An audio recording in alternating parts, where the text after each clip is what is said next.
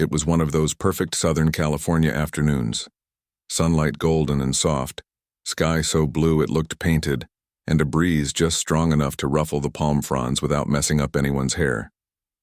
In a quiet corner of Beverly Hills where the houses sat behind tall hedges and private gates, a woman in faded jeans, a plain white t-shirt, and worn-in sneakers walked up to a sleek glass and steel real estate office. She carried no designer handbag, wore no oversized sunglasses, and her hair was pulled back in a loose ponytail. To anyone passing by, she looked like she might be a gardener's assistant or someone running errands for a neighbor. Inside the office, everything gleamed: polished marble floors, abstract art on the walls, and a reception desk so shiny you could see your reflection in it. The air smelled faintly of citrus and expensive candles. Behind the desk sat a woman in a tailored cream suit, her nails perfectly manicured, her hair styled in a smooth bob. She was scrolling through her phone, one eyebrow slightly raised as if the world owed her something. The woman in jeans stepped inside, glancing around with quiet curiosity. She didn't rush. She didn't act like she owned the place, but she didn't seem nervous either. Just calm, present. "Hi," she said with a small smile. "I'm here about the listing on Sunset Ridge, the one with the canyon view." The agent looked up slowly, her eyes flicking over the visitor from head to toe. She didn't stand, didn't offer a handshake, just gave a tight-lipped smile that didn't reach her eyes. "Oh, that property," she said, voice smooth but cool. "It's quite exclusive. Are you pre-approved?" The visitor nodded. "I've seen it online. I'd love to take a look in person." The agent leaned back slightly, crossing her arms. "It's listed at $4.2 million. Not exactly a starter home." There was a pause, just long enough to let the implication hang in the air. "You probably can't afford this." The woman didn't flinch. "I understand, but I'd still like to see it." The agent sighed as if this were a huge inconvenience. She tapped a few keys on her computer, then glanced at her watch. "I suppose I can squeeze you in this afternoon." 3:00. "Don't be late, thank you," the woman said, still smiling. "I'll be there." As she turned to leave, the agent muttered under her breath, just loud enough to be heard, "Hope she's not wasting my time." Outside, the woman walked to her car, a modest, clean sedan, nothing flashy. She got in, started the engine, and drove off without a second glance. She didn't seem angry, didn't seem hurt. If anything, there was a quiet amusement in her eyes, like she'd seen this kind of thing before. And she had, more times than she could count. Back in the office, the agent, let's call her Clarissa, rolled her eyes and turned to her assistant. "Another one who thinks she can afford a Sunset Ridge home just because she saw it on Zillow." She laughed lightly, but there was an edge to it. "Honestly, if I had $1 for every person who walks in here dressed like they're going to the grocery store and asks to see a $5 million house." Her assistant nodded politely but said nothing. She'd learned long ago not to argue with Clarissa when she was in one of her moods. At exactly 2:55 that afternoon, the same woman returned, this time in a slightly nicer outfit, though still simple. Dark jeans, a soft blue blouse, and comfortable flats. She parked in the same spot, walked in with the same calm stride, and waited near the door while Clarissa finished a phone call. Clarissa ended the call with a dramatic sigh, then stood, grabbing her keys and a tablet. "All right," she said, not bothering to hide her impatience. "Let's make this quick. I've got a serious buyer coming in at 4.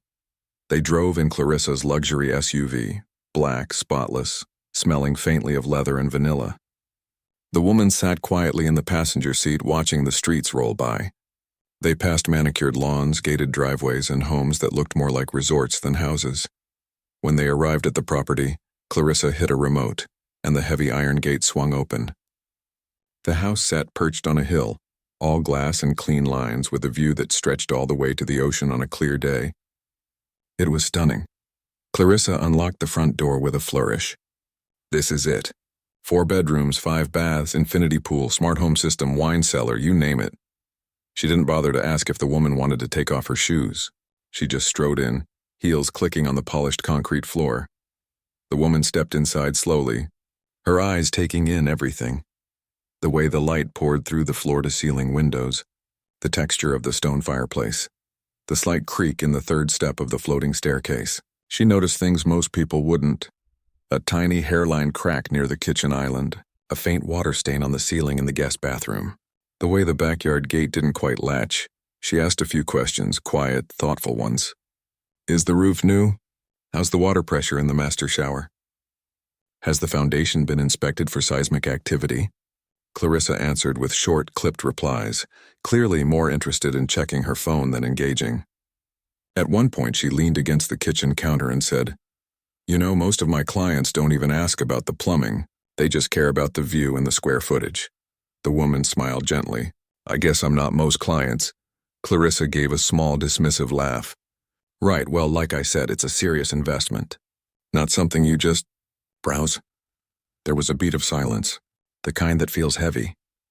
The woman looked out the window at the canyon below, the hills glowing in the late afternoon sun. She didn't look offended. She just looked sad. Not for herself, but maybe for Clarissa. "You know," she said softly, "it's funny.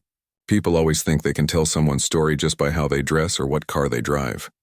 She turned, meeting Clarissa's eyes. "But you never really know who you're talking to." Clarissa blinked, thrown off for just a second, then recovered with a tight smile. Of course, everyone deserves respect. But her tone said otherwise. The tour wrapped up quickly after that. Clarissa walked the woman back to the front door, already mentally checking out.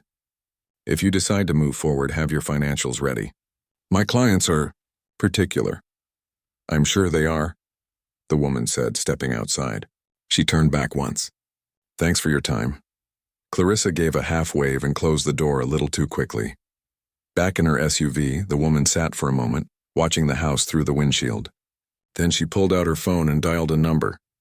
"Hey," she said when the call connected. "Yeah, it's me. I saw the place on Sunset Ridge. No, not for me, for Mom. She'd love the garden. But the foundation needs work, and that gate's a safety hazard." She paused, listening. "Yeah, I know you're busy, but if you're free later, maybe you could swing by. Just to take a look? You've got a good eye for that stuff." She smiled as the person on the other end agreed. "Thanks, Keanu. You're a lifesaver." She hung up, started the car, and drove away, leaving behind a house full of empty rooms and a real estate agent who had no idea what she'd just missed. And Clarissa?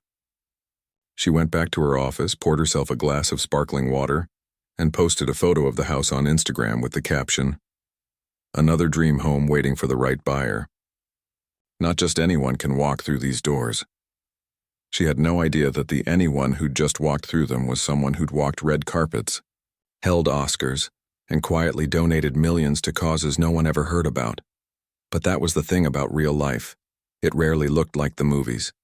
And sometimes the most important people were the ones who didn't need you to know who they were. The house sat high on the hill, quiet and still, as if holding its breath. Sunlight poured through the windows, casting long golden rectangles across the polished floors. It should have felt warm, inviting, even peaceful. But something about the air inside felt off, like a song played just slightly out of tune. The woman moved slowly from room to room, her steps soft, her eyes sharp. She wasn't just looking at countertops or closet space. She was listening to the way the floorboards groaned underfoot, to the hum of the refrigerator in the kitchen, to the distant whisper of wind through the canyon below. These were the things that mattered when you weren't just buying a house to show off, but to live in, to grow old in, to keep someone safe in. Clarissa, meanwhile, stood near the marble island in the kitchen, arms crossed, one foot tapping impatiently. She kept glancing at her watch like she had somewhere far more important to be, though in truth her next appointment wasn't for another 2 hours. "You like the kitchen?" she asked, voice tinged with boredom. "It's all top of the line. Imported stone, custom cabinetry, double oven."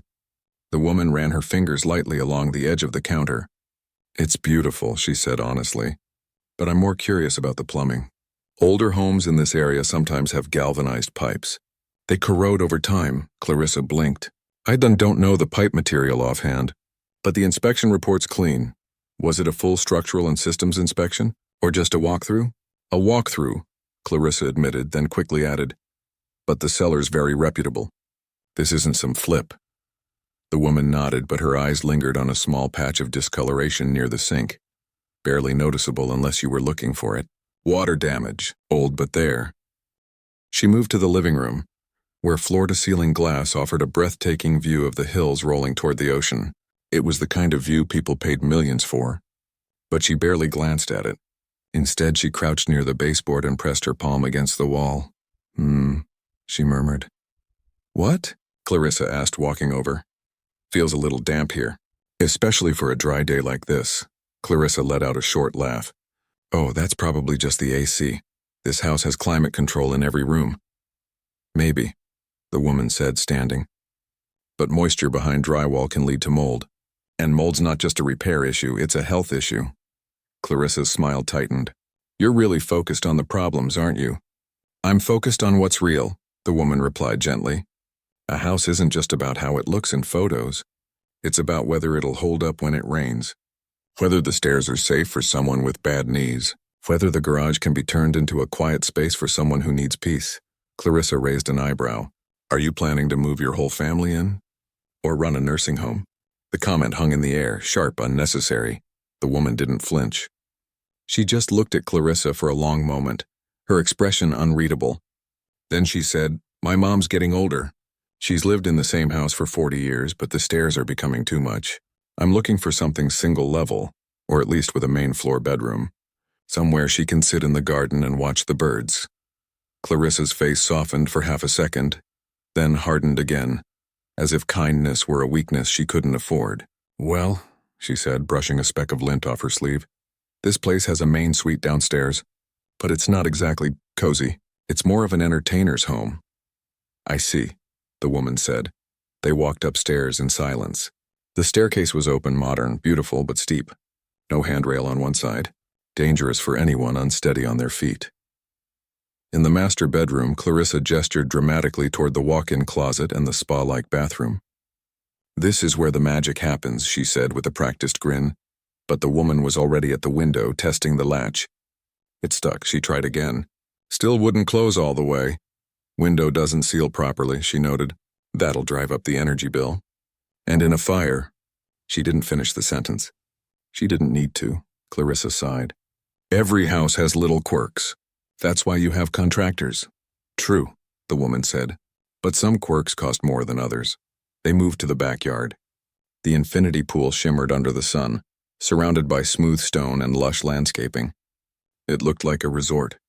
But the woman walked straight to the gate, the one leading down to the canyon trail. She tugged on it. It swung open easily. Too easily. This latch is broken, she said. If a child or an elderly person wandered out here at night. Clarissa waved a hand.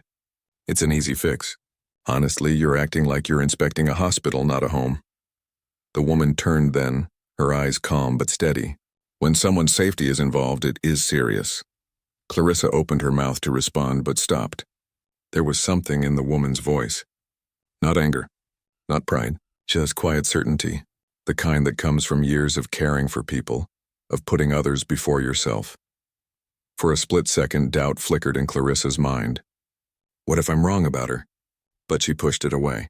She'd built her career on knowing who mattered and who didn't. And this woman, plain clothes, no entourage, no flashy car, didn't fit the profile of her usual clients. Back inside, Clarissa checked her phone. Look, she said, tone shifting to something brisk and final. If you're not ready to make an offer, I should probably head back. I've got high net worth clients waiting. The woman didn't argue. She simply nodded. Of course. Thank you for your time. As they walked toward the front door, Clarissa couldn't resist one last jab. Just so you know, this listing's going to get multiple offers by the weekend. Serious ones, with proof of funds, pre-approvals, the whole package. She smiled, but it didn't reach her eyes. People who really belong in a home like this. The woman paused at the threshold. She looked back at the house, not with longing, but with thoughtfulness. Then she turned to Clarissa and said softly but clearly, You never know who you're talking to. It was the second time she'd said it. And this time it landed differently. Clarissa laughed it off. Right. Well, have a nice day. She closed the door behind the woman a little too firmly. Alone in the silent house, Clarissa exhaled, shaking her head. What a waste of time, she muttered to herself. She snapped a few quick photos for her social media, pool, kitchen, view, and typed out a caption. Dream homes attract dreamers. But only the qualified get the keys. She hit post and walked out, locking the door behind her. Meanwhile, down the hill, the woman sat in her car again. She didn't drive off right away. Instead, she pulled out a small notebook from her bag and jotted down notes. Foundation, check for settling. Roof, inspect flashing. Back gate, needs child-proof lock. Main bedroom, good, but add grab bars in bath. She wasn't giving up on the house. She just knew it needed work. And she wasn't the kind of person who walked away from something just because it wasn't perfect. She'd spent her life fixing things, relationships, scripts, broken hearts, old houses. Imperfection didn't scare her. It just meant there was room to care. As she started the engine, her phone buzzed. A text from Keanu. Saw your message. I'll stop by around 5, bring my contractor friend, he owes me a favor. She smiled. Thanks, she typed back. You're the best. And with that, she drove down the winding road, leaving the hilltop house and the agent who'd underestimated her, far behind. Clarissa would have been shocked to know that this unqualified woman had quietly bought and renovated 3 homes in the last decade, not for profit, but to give to friends in need, to shelter families after wildfires, to create safe spaces for people who'd lost everything. But Clarissa didn't know, and that was the thing about assumptions. They build walls faster than any contractor ever could. The sun dipped lower in the sky, casting long shadows over the canyon. Somewhere a bird called, and the house waited. Not for the richest buyer, but for the one who saw it not as a trophy but as a home. The late afternoon sun slanted through the canyon, painting the hills in warm gold and soft amber. Inside the house on Sunset Ridge, everything was quiet. Too quiet. The kind of silence that settles after someone's been judged and dismissed. The woman stood near the kitchen island, flipping through her notebook, when the low rumble of an engine broke the stillness. She looked up, then smiled. Outside, a black SUV rolled to a stop in the driveway. Not flashy, not new, just clean and well kept. The door opened and a man stepped out. He wore a simple gray t-shirt, dark jeans, and scuffed boots. His hair was a little messy, his beard neatly trimmed, and he carried a worn canvas bag over one shoulder. He moved with a calm, unhurried grace like someone used to being in the background but never out of place. He didn't knock. Just walked up to the front door like he belonged there, which, in a way, he did. The woman opened the door before he could ring the bell. You made it, she said, stepping aside. Traffic wasn't bad, he replied, giving her a small, warm hug. How's it looking? She gestured around. Beautiful view, but the bones need work. He nodded, already scanning the space with quiet focus. Mind if I take a look? Go ahead. I'll make us some tea. As he moved through the house, testing the stairs, checking window seals, running a hand along the walls, she filled a kettle in the kitchen. The familiar rhythm of it calmed her. This was how they'd always been. No fanfare, no performance. Just 2 people showing up for each other again and again in the quietest, truest ways. They'd known each other for decades, not as Hollywood legends, but as friends who'd shared late-night talks, hospital visits, grief, joy, and countless cups of tea. He'd helped her move after her divorce. She'd sat with him through the darkest days after his losses. They didn't need cameras or headlines to prove their bond. It lived in the small things, like him driving across town to check if a house was safe for her mom. Back in her office, Clarissa was scrolling through her phone, sipping iced matcha, when her assistant rushed in. Clarissa, there's someone at the Sunset Ridge property. Not the woman from earlier, it's him. Clarissa frowned. Who? The guy, the one from the Matrix. He's there. With her, Clarissa froze. What do you mean, with her? I just got a call from the security camera alert. They're inside talking. He hugged her when he walked in. A cold wave washed over Clarissa. Her stomach dropped like she'd missed a step in the dark. No, she whispered. It can't be, but it was. She grabbed her keys, heart pounding. She told herself it was professional. She needed to ensure no unauthorized people were on the property. But deep down she knew the truth. She needed to see it with her own eyes. 10 minutes later, she pulled up to the house, her hands gripping the steering wheel too tight.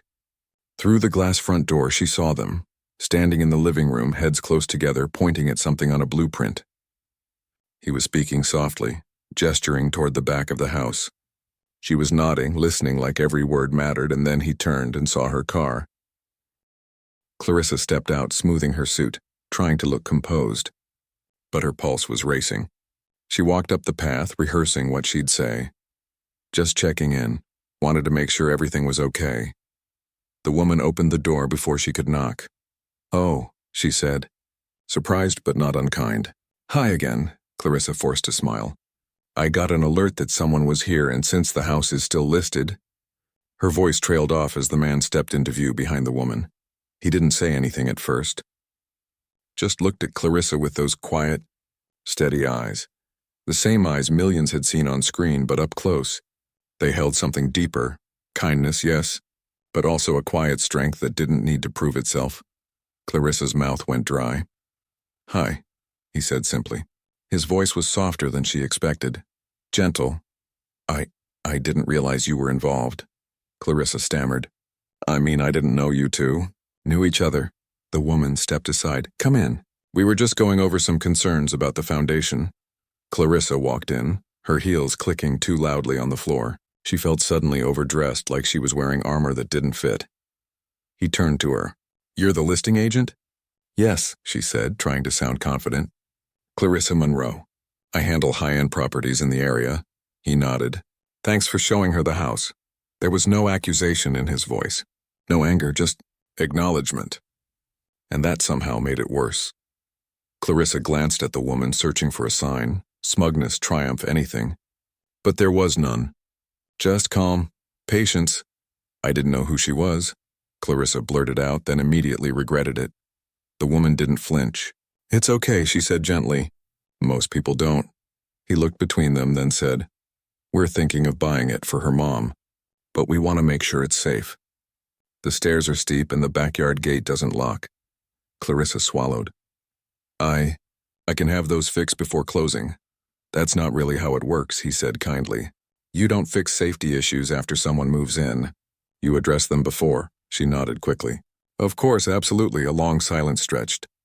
Birds chirped outside. The kettle in the kitchen began to whistle. The woman excused herself to turn it off. Alone with him, Clarissa felt exposed, like he could see every unkind thought she'd had, every assumption she'd made. "You're lucky to have a friend like her," he said quietly. Clarissa looked down. "You didn't see her," he finished. "But that's on you, not her." He didn't say it harshly, just stated it like a fact. And somehow that honesty cut deeper than any insult. When the woman returned with 2 mugs of tea, the tension had shifted. Clarissa stood stiffly near the door, her earlier confidence gone. "I should go," she said. "I'll send over the full inspection reports. And I'll have a contractor look at the gate and the windows right away." "Thank you," the woman said. Clarissa hesitated. "I'm sorry if I came across the wrong way earlier." "It's okay," the woman replied. "We all make mistakes." But Clarissa knew it wasn't really okay. Not yet. She walked out quickly, head down, and got into her car. Her hands shook as she started the engine. She didn't look back. Inside, the man handed his friend a mug. "You handled that well," she sighed. "I didn't want her to feel humiliated. Everyone's trying to make it." "She was rude," he said. "But you gave her grace anyway." "That's just who I am," she said with a small smile. "And who you are too," he chuckled. "I try." They sat on the patio as the sun dipped lower, sipping tea in comfortable silence. The canyon stretched out before them, quiet and vast. Back in her car, Clarissa pulled over at the bottom of the hill. She stared at her reflection in the rearview mirror. Perfect hair, perfect makeup, perfect suit. But her eyes looked hollow. For the first time in years, she felt small. Not because she'd been wrong about a celebrity, but because she'd been wrong about a person. She'd seen clothes and assumed worth. She'd heard a quiet voice and assumed weakness.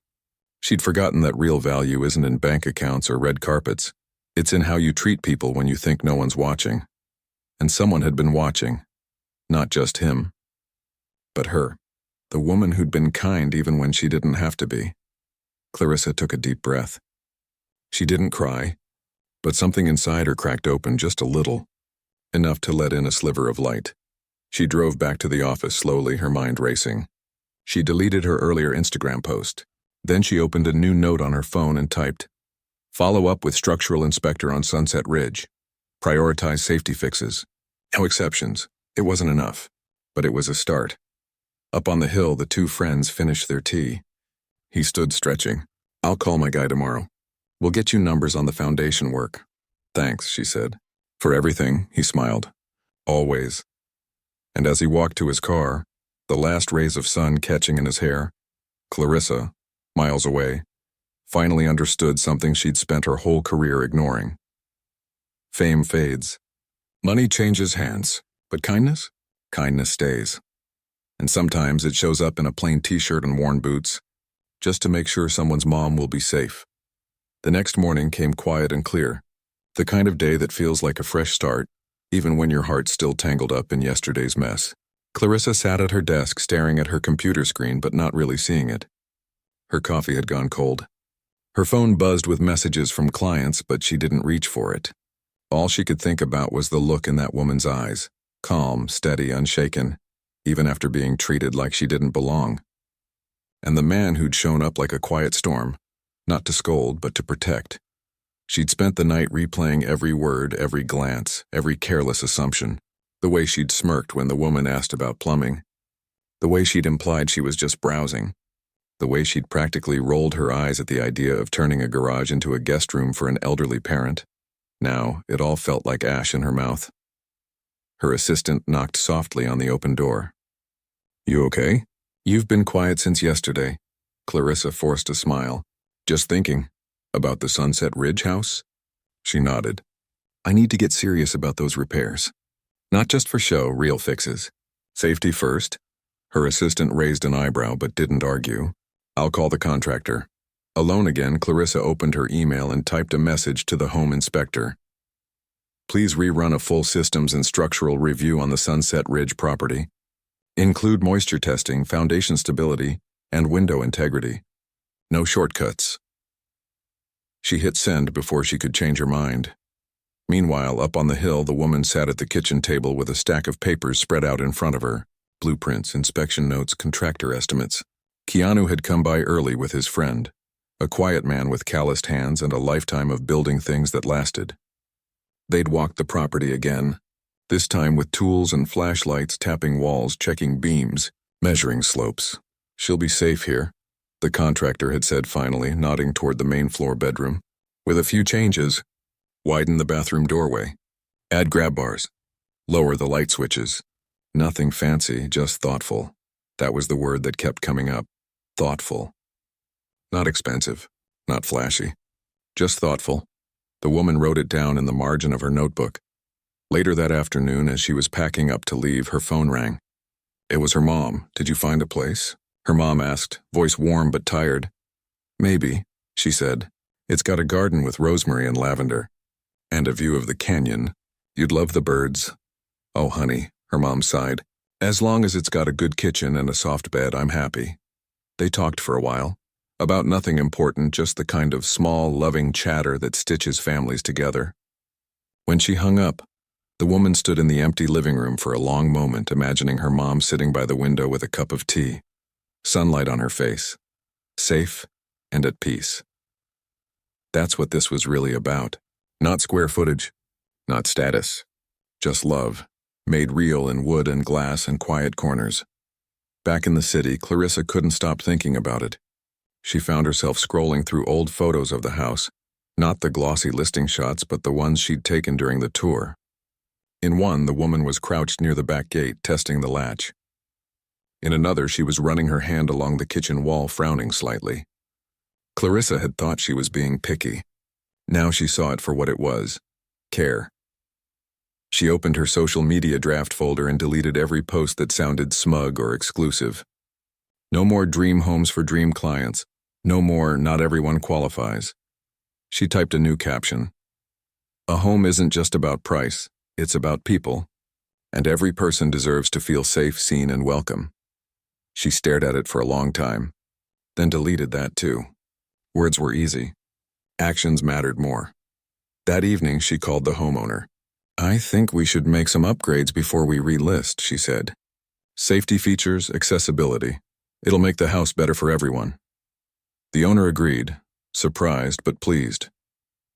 Over the next few days, work began on the property. A new latch for the backyard gate, non-slip treads on the stairs, a full plumbing inspection. Clarissa visited twice, not to take photos, but to watch, to learn. She asked the contractor questions, real ones, not for show. Why this material? How long will it last? Is it easy to maintain? He answered patiently, and for the first time she listened like it mattered. Then on a Thursday morning she got an email. Not from a client. Not from a colleague. From the woman herself. Subject line, "Thank you." Clarissa's heart jumped. She opened it slowly, half expecting a complaint, a lawsuit, a public call-out. But the message was short, simple, and kind. "I heard you've started making repairs on the house.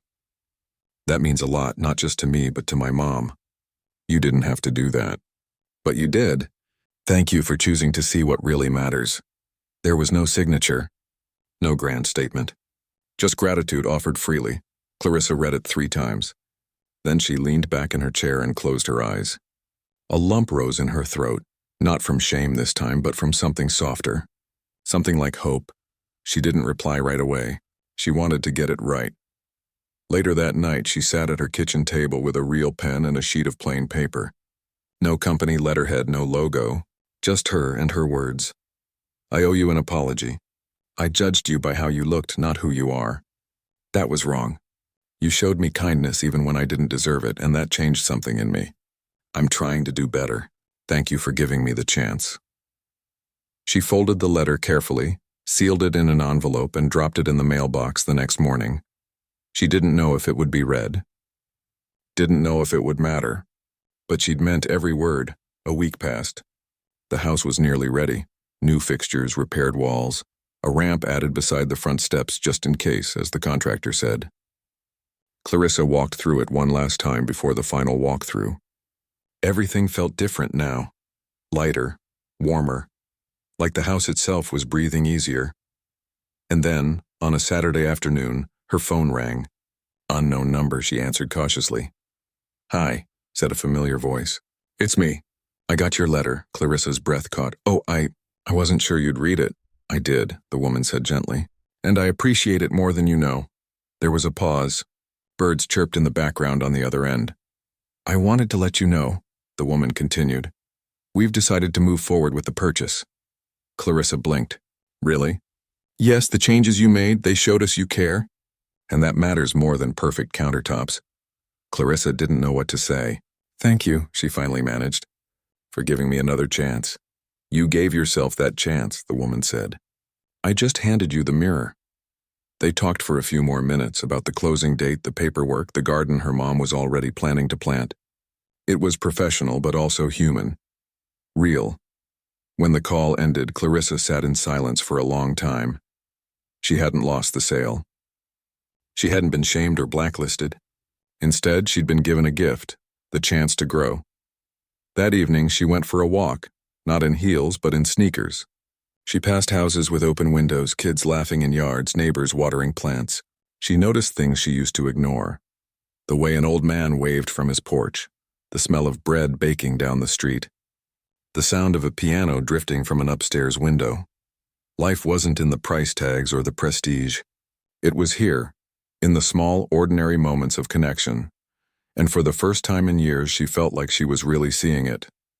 Up on the hill, the house stood ready. Not perfect, but cared for. Not just a showpiece, but a home waiting to hold someone's love. Someone's memories, someone's quiet, daily courage. And down in the city, a real estate agent sat at her desk, not thinking about commissions or clients or closing rates, but about how to treat the next person who walked through her door like they mattered. Because now she knew.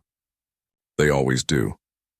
The closing day arrived on a soft spring morning, the kind where the air smells like jasmine, and the sky holds that gentle blue that makes everything feel possible.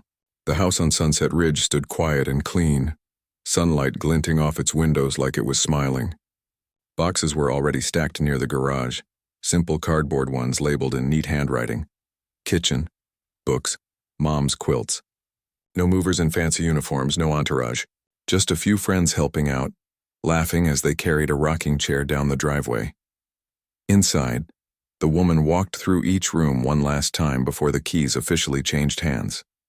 She ran her fingers along the newly installed grab bars in the bathroom, tested the smooth glide of the widened doorway, and smiled at the little ramp beside the front steps, simple, unobtrusive, but full of meaning.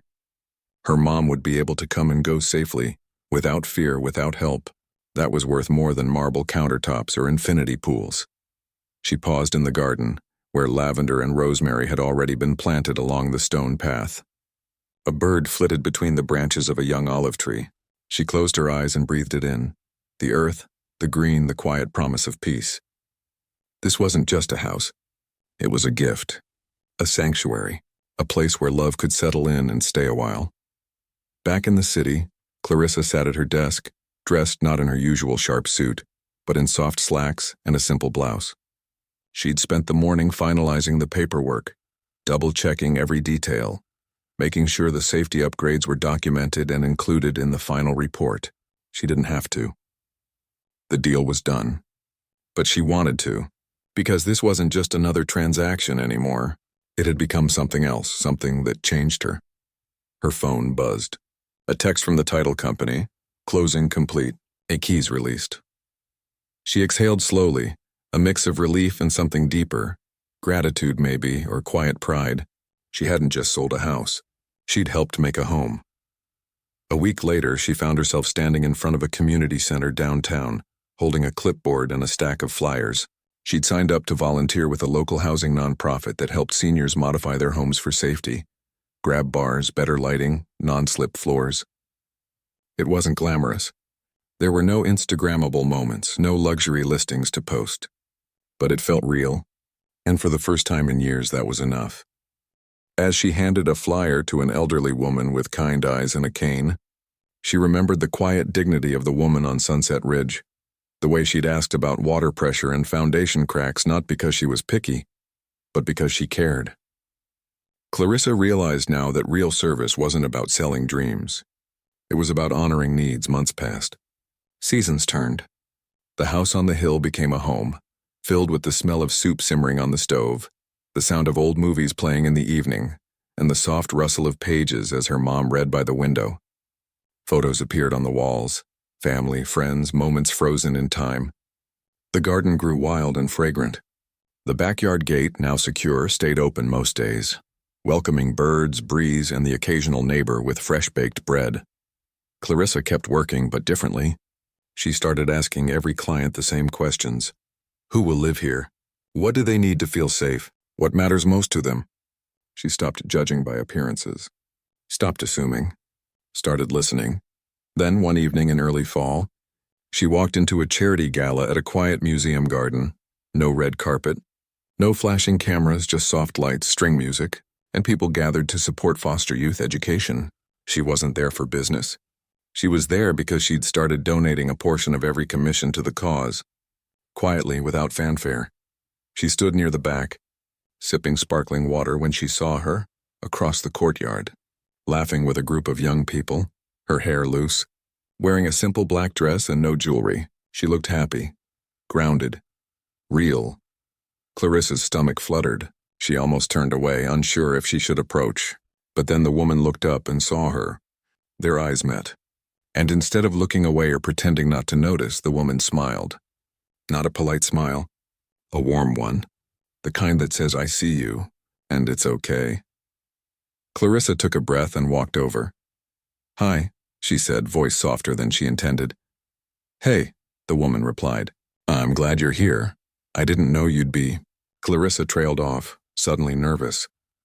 I help with the scholarship committee, she said simply. These kids, they've been through so much. They deserve a chance, Clarissa nodded. You're amazing for doing this, the woman shook her head. It's not about me. It's about showing up.